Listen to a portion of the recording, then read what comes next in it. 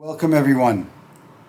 Parshat Vayishlach, the ninth essay, the ninth mamar of the Netivot Shalom on page Reish Lamed Daled 234.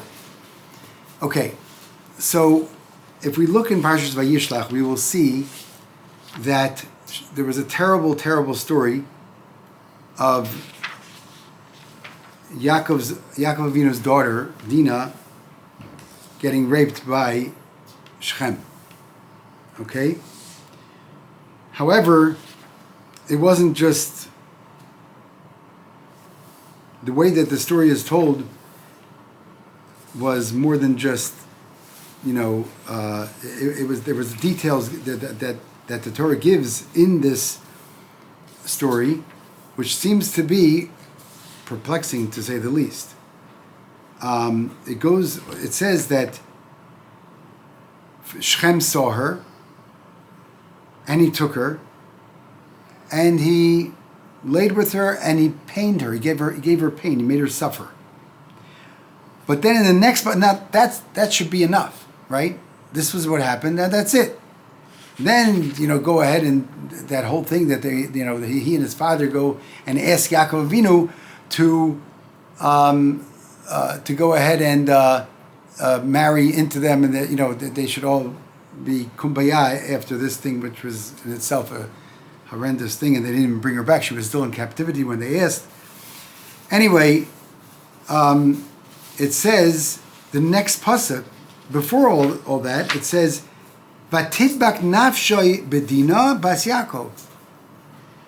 His nefesh, his soul, that's the lowest part of the soul's nefesh, ruach, and neshama. So the Vatidbak nafshoy bedina, his nefesh, his soul is connected to the daughter of Yaakov, and he loved her, and he spoke to the heart of the girl. And it says V'yomer Shechem al chamar aviv kach li es yada azos leishti, right? And then it goes on to say that when Chamar was speaking with Yaakov and his sons about this whole transaction, that they're going to have this wonderful relationship with them, and their sons will marry their daughters, and their daughters will marry their sons, and everything should be fine, right? So Chamar says to them, Shechem bini chashka nafsho bevitchem, tenuni na osa lil isha. My son Shechem, chashka, he had a cheshek. He has a cheshek. He has a desire, right, in your daughter. And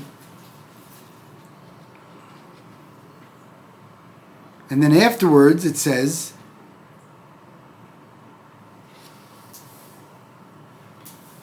I'm just trying to find the pasuk. 1 second.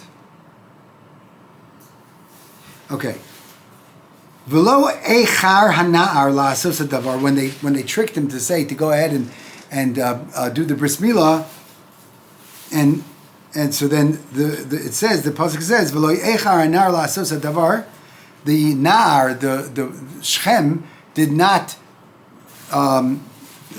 dilly dally to do this thing of this circumcision because he wanted Dinah so much. It says ki chafetz bevas Yaakov. It uses a different language. First it says dveikus, that he was clinging, his soul was clinging to her, and then it says cheshek, that he had a desire for her, and then it says that he wanted the daughter of Yaakov, right? That's why he did it so fast, right? Why is the Torah going into this whole detailed thoughts, all the detailed thoughts of Shechem?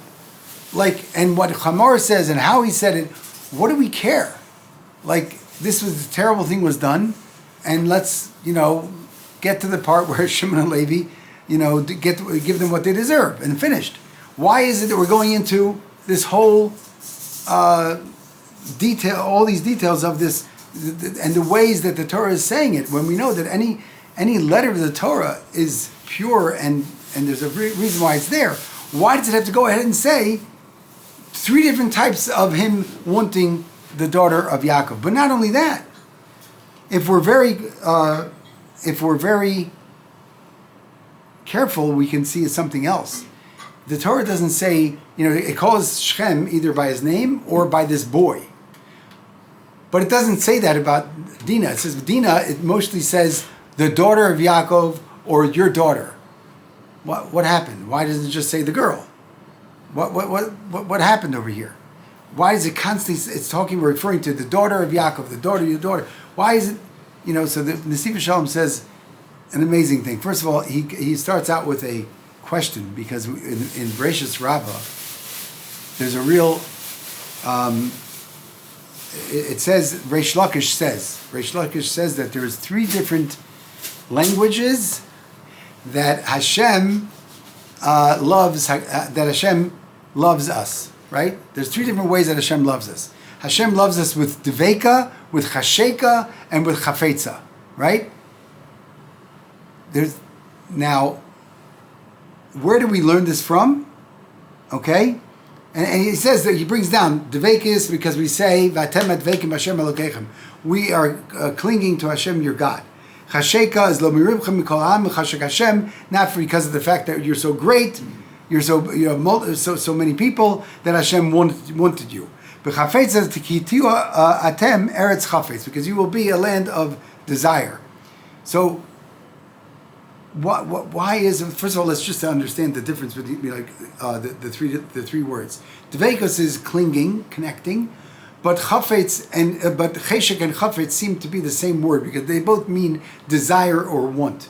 So the Malbim explains that what it means is that cheshek is like a desire that I have within me that's not really for any specific reason, whereas chafetz is a desire that I wanted for certain reasons. Like, let's say in this case, Shechem wanted a girl, so he says he has this desire for her, but that's just coming out of his inner soul, right? His inner, or let's say, on the face of it, on the surface, it's just out of his inner lustful desire. Whereas when he finds out that she comes from a rich family, then it can be chafetz, that he wants her for another reason, because now he realizes that Yaakov Avinu is filthy rich, and therefore there's another reason why he wants, Dinah. Okay, so that's the difference that Malbim says, that cheshek is without a reason, and chafetz is with a reason. Okay, so that's what we have over there. However, the shocker is that we learn these 3 languages of the love that Hashem has for us through this parsha, through this portion of the Shechem raping Dinah. How is that possible? Something such a holy thing, right? Shir Hashirim is called the Kodesh Kadashim, the holy book of all the books, the holiest of all the books, right? And what is it referring to? It's referring to the love Hashem has to us. So you're going to go ahead and say that this Shechem, who did this horrific thing to a Jewish girl, is connected to the most holiest thing? How's that possible? So remember, there's one question is how is there a connection between the two? The second question is, why is these different languages even important that the Torah should be writing them according to what Shechem wanted and how he wanted her? And the third question is, why does it constantly say Bas Yaakov, the daughter of Yaakov, as opposed to just saying the girl? And then it says,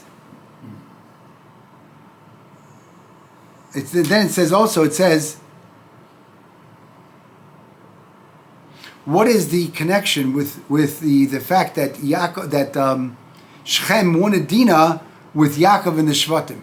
That it constantly is mentioning Bas Yaakov and the Shvatim, your daughter, is in plural instead of talking just to Yaakov. What's going on over here? Why is it that the Torah is going into such great detail and it doesn't seem to fit to the story on its surface? And this tuma, this person of impurity, to the connection with the holiness of Yaakov's household, right? The daughter of Yaakov Avinu. How is it possible? So let's first look at our neighbor down the hill, the Arizal. The Netivot Shalom brings from the Arizal in Likutei Torah. The Arizal says, Shechem was actually from the neshama of Adam Arishon. Shechem his neshama was very holy. And in Likutei Torah, in a different part, it says Shechem was from the neshama of Rav Chanina ben Tardion, one of the 10 martyrs of our sages, one of our greatest sages that was a martyr. And if we look and we see,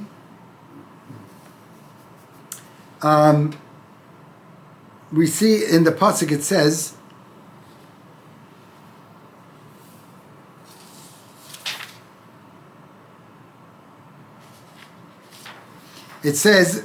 that the land is Rachvas Yadayim. I'm sorry, 1 second. Yes, V'ha'aretz hine Rachvas Yadayim, which means that the land is very, very wide, and it's enough for all of us. We all live here together, and this is what Shechem's father said.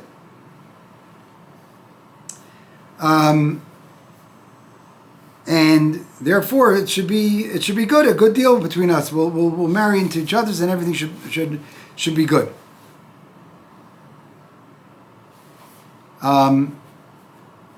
But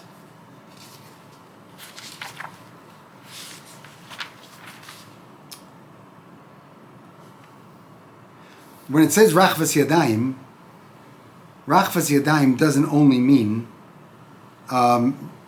the width, the wideness, and the fact that there's a lot of space. Rachvas Yadayim, it is actually the acronym of Rav Chanina ben Tardion. So therefore, that Shechem was a very, very high soul. Shechem is the Rosh Tevis of Shem Kivod Malchusa. We say in whispering, there's only one time that we say it loud throughout the year is Yom Kippur. When we say Baruch Shem Kivod Malchusa Le'olam Va'ed, we whisper it because it's something that the Malachim say. But when we on Yom Kippur are considered to be a Malach, an angel, therefore we will go ahead and say it as loud because we're considered like an angel on Yom Kippur, right? So Shem Kivod Malchusa, right? Because Baruch, we say it a lot. We can say it loud, right? La'olam Va'ed, we also say a lot of times, but obviously the Shem Kivod Malchuso is the 3 words of the pasuk that is really, really the holy part. Baruch Shem Kivod Malchuso Li'olam Va'ed. So Shem Kivod Malchuso is the acronym for Shechem. So Shechem was a very high soul. So the Baal Shem Tov HaKadosh says that there's no such thing as bad coming down from Shemayim. No such thing. When it comes down from Shemayim, it is good. However, what happens is that in a person's heart, in a person's desires, he can have a bad love, a love that is coming, it's seemingly from a bad part of his, of his materialistic soul, of his lustful desires. However, it starts, the Baal Shem Tov says, no, that's not true. The Baal Shem Tov says that it's actually it starts from a good part.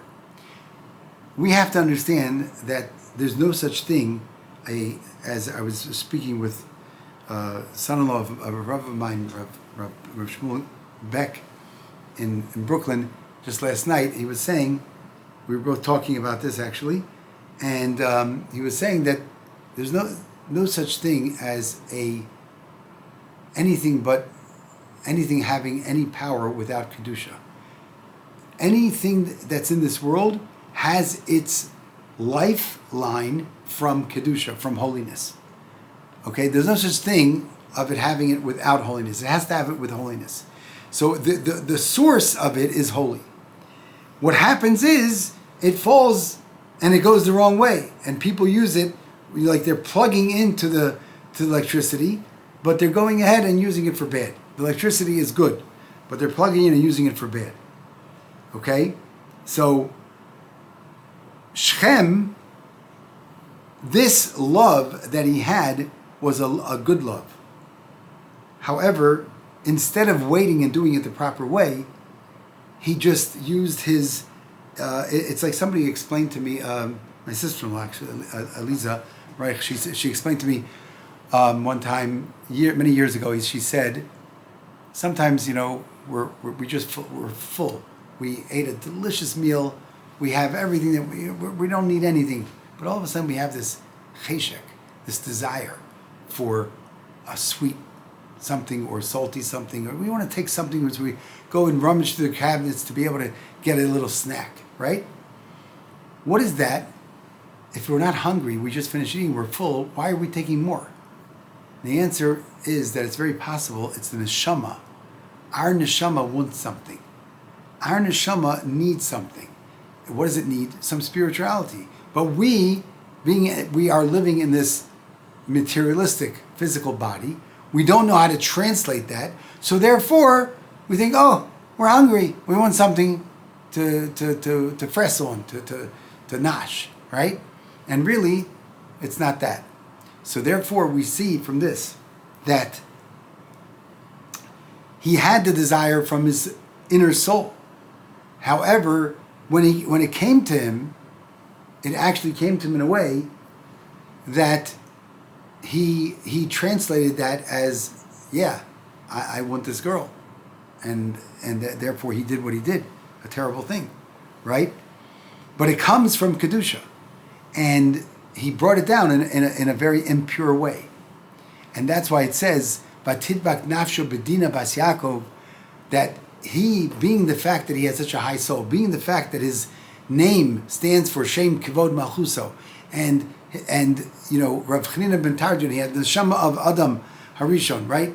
So this is showing that the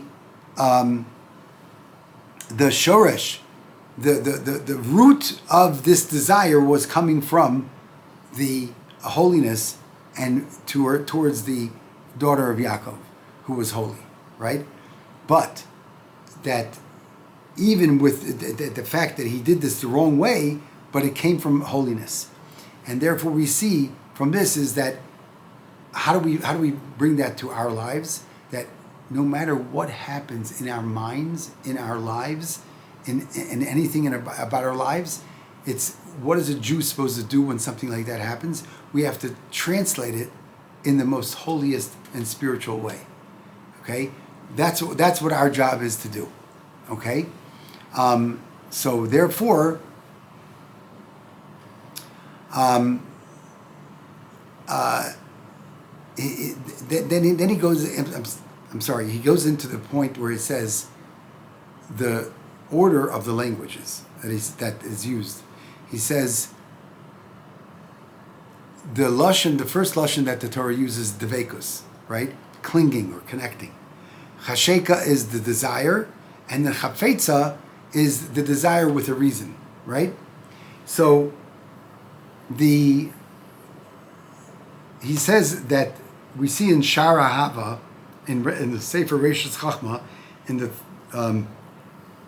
Shara Hava Gimel, it says these three languages of love that Hashem has for us, right? Dveikus, Chasheka, and Chafetza are all